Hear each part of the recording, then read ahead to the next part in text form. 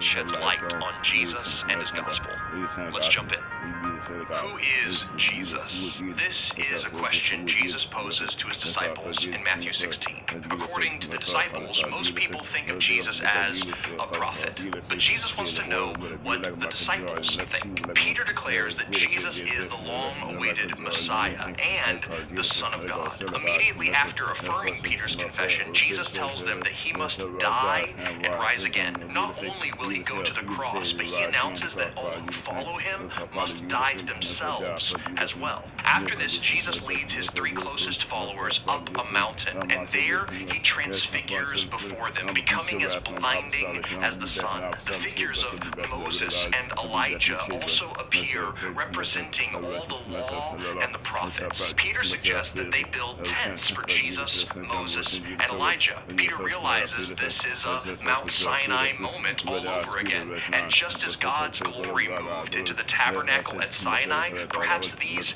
three small tents would be a fitting residence for these three men as well. But God's voice interrupts, calls Jesus his beloved Son, and tells the disciples to listen to him. These words on the mountain echo the same words Moses spoke to Israel when he said, "The Lord your God will raise up for you a prophet like me. It is to him you shall listen." When the disciples look up, Moses and Elijah have disappeared, and only Jesus is left. Everything that Moses and Elijah represented in the Old Testament, called the law and the prophets, has now culminated in Jesus. Unlike Sinai, God no longer needs a tent to hold his presence and glory.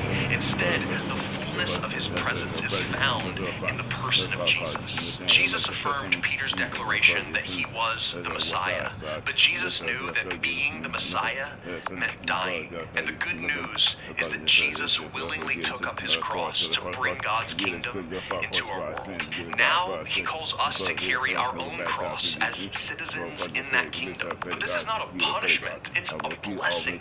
Jesus says taking up our cross and following him is the only way to salvation. In this context, taking up our cross means being willing to die as Jesus will die. It is a wholehearted belief in and devotion to the fact that even in death, God wins. This is not faith in our own sacrifice, but in Jesus's. For in his death, there is life. In his cross, God wins. Finally, we see the beauty of Jesus' transfiguration. In this story, we get a glimpse of the true glory of Jesus' deity. He is God himself, and this glorious God declares to us before and after this story that he is going to die. The immeasurable grace and mercy of God is displayed not only as Jesus becomes a living tabernacle as a human, but also as he becomes the ultimate sacrifice offered in that tabernacle.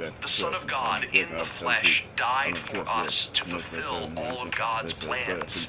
That is amazing grace. So I pray that the Holy Spirit would open your eyes to see the God who wins even in death, and may you see Jesus as the one who bore his cross so we might have life when all we deserve is death.